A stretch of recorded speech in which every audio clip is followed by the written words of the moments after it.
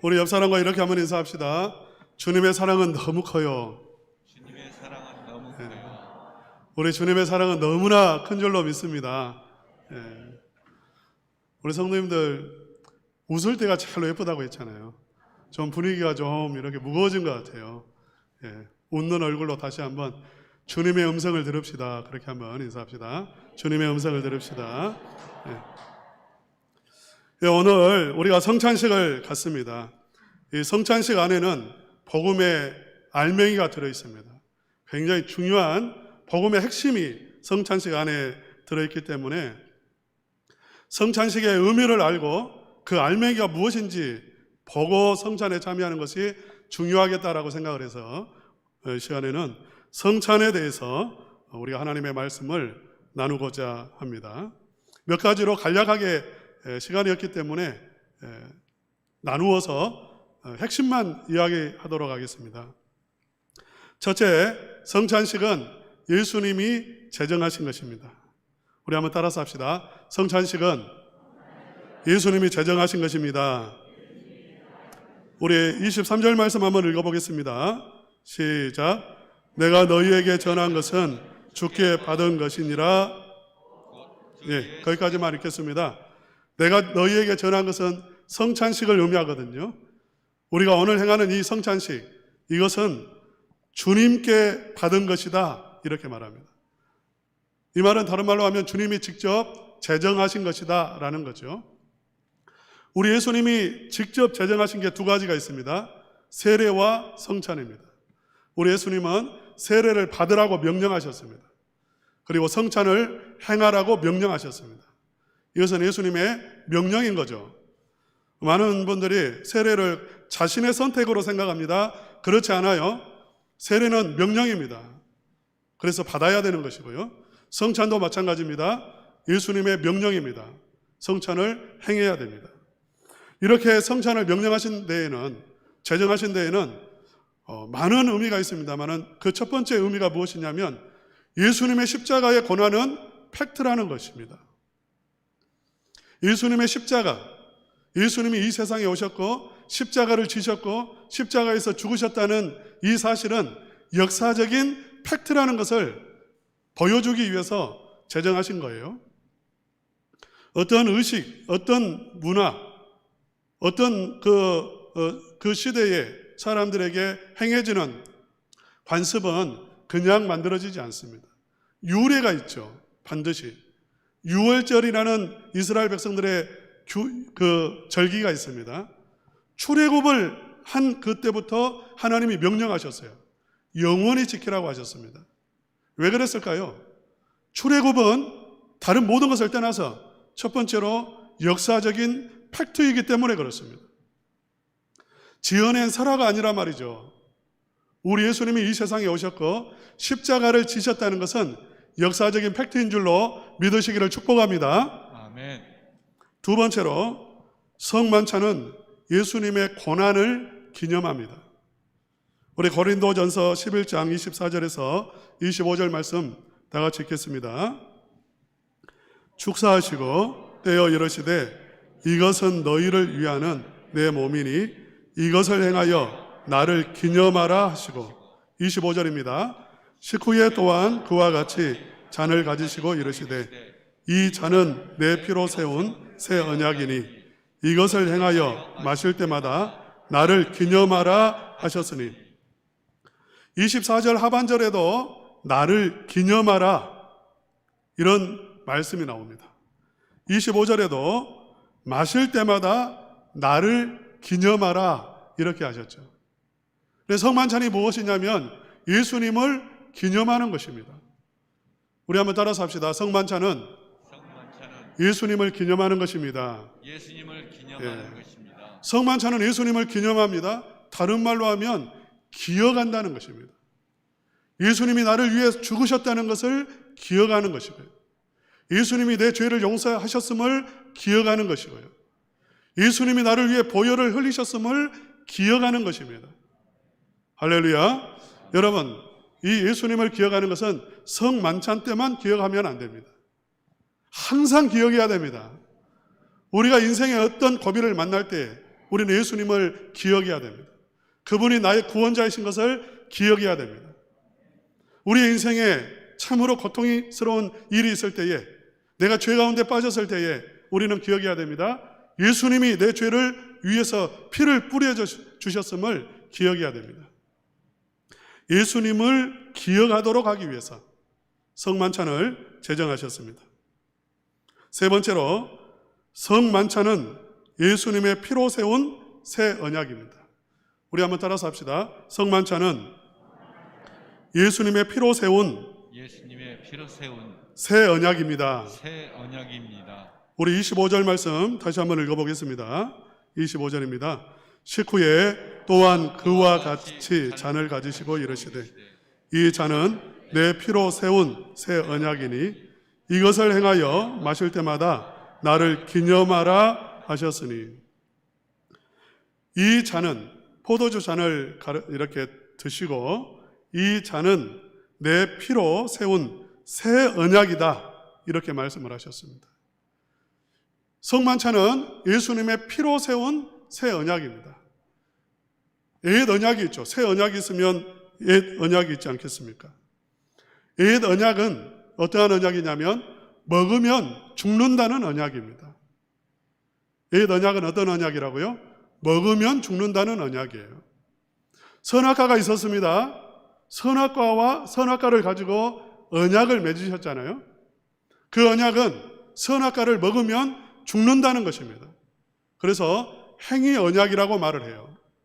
시내산에서 이스라엘 백성과 언약을 맺으셨습니다. 행위 언약이에요. 율법을 주시고 너희가 이 율법을 따라 살면 복을 주고 그렇지 않으면 저주를 받는다는 것입니다. 이게 옛 언약이에요. 너희의 힘과 노력으로 복을 받고 구원을 얻는다는 언약입니다. 이 옛 언약은 실패했어요. 하나님은 새 언약을 약속하셨습니다. 새 언약은 어떠한 언약이냐면 예수님의 십자가 위에서 세워진 언약입니다. 하나님의 약속이란 말이죠. 이 새 언약은 누구든지 예수님을 믿으면 구원을 얻는다는 것입니다. 할렐루야. 누구든지 이 성찬에 참여하는 자는, 떡과 포도주를 마시는 자는 구원을 얻고 제사함을 얻고 하나님의 은혜를 누리고 영생 복락을 누린다는 것입니다. 이게 새 언약입니다. 이 새 언약의 모형이 유월절에 나와 있죠. 이스라엘 백성들이 유월절을 처음 지키면서 그 출애굽하기 전에 문 설주와 임방에 어린 양의 피를 발랐습니다. 양을 잡아서 피를 바른 거예요. 하나님은 약속했습니다. 이 어린 양의 피가 그 집에 있는 가정에는 들어가지 않는다는 것입니다. 심판이 임하지 않는다는 거죠. 이게 새 언약의 모형이에요. 바로 이 어린 양은 예수님을 의미하는 것이고요. 누구든지 예수님의 보혈이 있는 자는 죄 사함을 받고 심판에 이르지 아니하고 영생을 얻게 되어진다는 것입니다. 네 번째로, 성만찬의 빵과 포도주는 생명을 상징합니다. 자, 우리 한번 따라서 합시다. 성만찬의 빵과 포도주는 생명을 상징합니다. 예. 성만찬에서 우리는 빵을 먹고, 이렇게 떡이라고도 할 수가 있겠죠. 그 다음에 포도주를 마십니다. 음료를 마시는 거예요. 우리 몸에 빵이 들어가지 않으면, 우리 몸속에 밥이 들어가거나 빵이 들어가거나 그러지 않으면 우리 몸속에 에너지가 생기지 않습니다. 음료수가 들어가야, 물이 들어가야만이 우리 몸에는 피가 생성이 됩니다. 그러니까 빵과 포도주, 이 음료수는 우리 몸에서 무엇을 만들어내냐면 피를 만들어내는 것입니다. 피를 만들어서 피를 돌게 하는 것, 이게 빵과 포도주가 하는 일이죠. 뇌졸중, 심장마비, 이런 게 무서운 이유가 뭡니까? 피가 막히는 거지 않습니까? 피가 돌지 않아요. 그러면 사람이 사망에 이르게 되어집니다. 마찬가지로 우리 예수님께서 지금 이 빵과 포도주라고 말씀하신 이유는 무엇이냐면 예수님의 몸을 가지고 예수님의 피를 가지고 이것은 내 몸이라고 말씀하신 이유는 무엇이냐면 예수님의 몸이 생명이기 때문에 그렇습니다. 예수님의 피가 우리에게 생명을 주기 때문에 그러한 거죠. 요한복음 6장 51절에 보면 나는 하늘로서 내려온 살아있는 떡이니 사람이 이 떡을 먹으면 영생하리라. 나의 줄 떡은 곧 세상의 생명을 위한 내 살이니라. 이렇게 말씀을 하셨습니다. 다섯 번째로 성찬의 떡과 포도주 속에 그리스도께서 임재하십니다. 우리 한번 따라서 합시다. 성찬의 떡과 포도주 속에 예수 그리스도께서 임재하십니다. 우리 한번 24절 말씀 한번 읽어보겠습니다. 24절 다 같이 읽겠습니다. 시작. 축사하시고 떼어 이르시되 이것은 너희를 위하는 내 몸이니 이것을 행하여 나를 기념하라 하시고, 여기에서 이것은 내 몸이다라고 말씀을 하셨어요. 내 몸을 상징한다. 이 빵이 내 몸을 상징한다라고 하시지 않고 이 빵은 내 몸이라고 그렇게 말씀을 하셨다고요. 마태복음 26장 27절에서 28절에 보면 제가 읽어드리겠습니다. 또 잔을 가지사 감사 기도하시고 그들에게 주시며 이르시되 너희가 다 이것을 마시라. 이것은 죄 사함을 얻게 하려고 많은 사람을 위하여 흘리는 바 나의 피 곧 언약의 피니라. 여기서도 이것은 나의 피다, 언약의 피라고 말씀을 하셨습니다. 그러니까 여러분이 성찬에 참여하실 때에 떡과 포도주를 보면서 먹고 마시면서 단순히 이것은 예수님을 기념하는 거야, 예수님의 고난을 기념해 피를 의미하는 것이고 상징하는 거야, 이 정도 차원에서 머물면 안 됩니다. 그것은 실제로 예수님의 몸이요 피라는 것입니다. 이것은 내 몸이요 내 피라고 말씀하셨어요. 상징한다라는 의미가 아닙니다. 이것은 어떤 의미냐면 실제로 우리가 믿음으로 이 떡을 먹고 포도주를 마실 때에 그리스도께서 그 떡 속에, 그리스도께서 그 포도주 안에 실제로 임재하신다는 것입니다. 할렐루야. 자, 우리 한번 따라서 합시다. 그리스도께서 떡과 포도주 안에 실제로 임재하신다. 예. 여러분 믿습니까? 우리는 이 믿음으로 성찬에 참여합니다. 예수님이 실제로 임재하신다는 것입니다. 그러니까 성찬에 참여하는 것은, 떡과 포도주를 마시는 것은 실제로 그리스도와 연합하는 것이고 그리스도 안에 있는 모든 은혜와 능력이 나에게 임하는 그러한 역사적인 사건이라는 거예요. 마치 이런 겁니다. 이 비유가 적당한지는 모르겠어요. 제가 어렸을 때에 이렇게 보면 탈곡을 해요. 보리를 베거나 또 이렇게 할 때에 타작을 하지 않습니까? 제가 한 초등학교 1, 2학년 때는 사람이 손으로 그것을 훑었어요. 조금 지나니까 발로 이렇게 밟는 것이 나왔어요. 그래서 그것으로 이제 추수를 하는 거죠. 조금 더 자라니까 경운기를 가지고 경운기 그 앞머리에다가 탈곡기를 연결시켜서 벨트로 연결을 시켜가지고 탈곡기를, 사람이 밟지 않고 탈곡기를 돌려가지고 추수를 했습니다. 알맹이를 이렇게 거두어 드렸어요. 근데 이제 어려서 보니까 밤에 이렇게 밤중에 막 하는데 요란한 소리가 나잖아요. 근데 그 벨트가 벗겨져요. 왜냐하면 그게 이렇게 계속 움직이기 때문에 경운기하고 이 탈곡기 사이에 틈이 좁아지든지 비틀어지든지 하기 때문에 그 벨트가 벗겨진다고요. 그러면 다시 멈춰가지고 벨트를 다시 끼고 조율을 해가지고 다시 이제 추수를 하죠. 저는 또 이런 생각을 해봐요. 어렸을 때에 그 작두새암이라고 있었습니다. 쉽게 말해서 작두새암이에요. 그냥 사람이 이렇게 눌러가지고 물이 이렇게 올라오게 해서 나오는 그런 거죠. 펌프질을 하는 겁니다. 손으로. 근데 간혹 물이 없어요, 거기에. 그러면 아무리 손으로 그것을 위아래로 눌러도 물이 나오지 않습니다. 그럴 때는 이렇게 이제 옆에 있는 꾸중물이라도 거기에다 부어야만이 다시 이렇게 물이 밑에서 끌어올라가지는 거예요.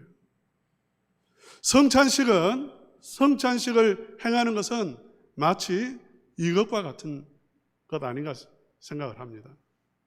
성찬식은 무엇이냐면 바로 예수님, 우리가 바쁘게 살다가 예수님을 잊어버리기도 하고 예수님과의 그 연합을 우리가 온전히 누려야 되는데 그것을 우리가 누리지 못하는 때가 좀 관계가 약간 벗어지는 경우가 있어요.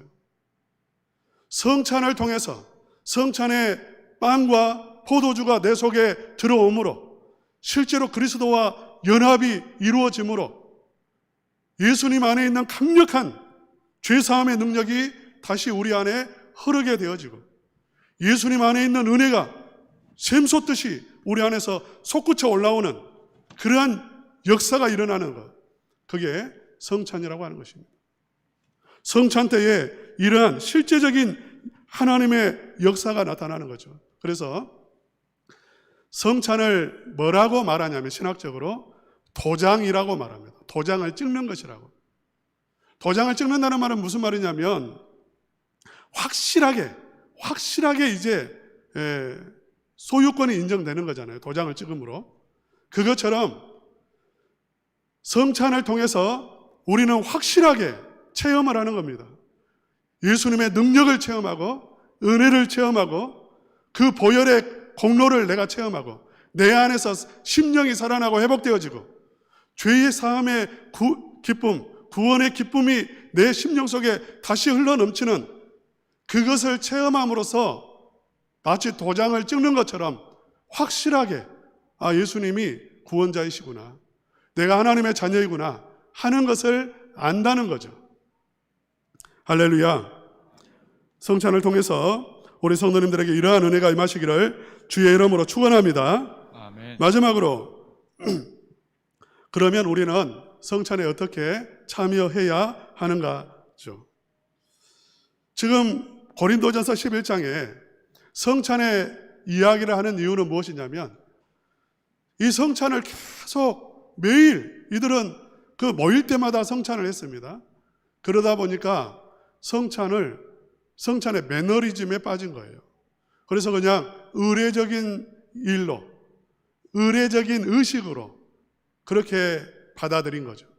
그래서 성찬 안에는 방금 말했던 것처럼 많은 영적인 유익이 있고 능력이 있고 이것은 실제로 그리스도와의 연합이 이루어지는 사건인데 그것을 누리지 못하는 거예요. 그래서 이 성찬 이야기가 나온 것입니다. 사랑하는 우리 성도님들이 이 성찬을 반복적인 사건으로 받아들이지 마시고요. 오늘 단 한 번 여러분의 일생일대에 한 번 있는 성찬으로 그렇게 여러분이 참여하실 수 있기를 주님의 이름으로 축원합니다. 정말 역사적인 사건이라는 것을 기억하시고 또한 기대하시기를 바랍니다. 내가 성찬에 참여할 때에, 내가 그리스도의 몸을 먹고 피를 마실 때에 내 안에 죄 사함의 능력이 나타나고 내 속에 질병이 떠나가고 내 속에 있는 모든 문제들이 해결되어지는 그 하나님의 능력이 임할 것을 기대함으로 참여하실 수 있기를 주님의 이름으로 축원합니다.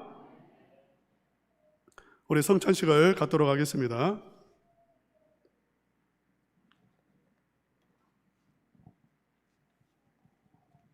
우리 장로님들 나오시기 바랍니다.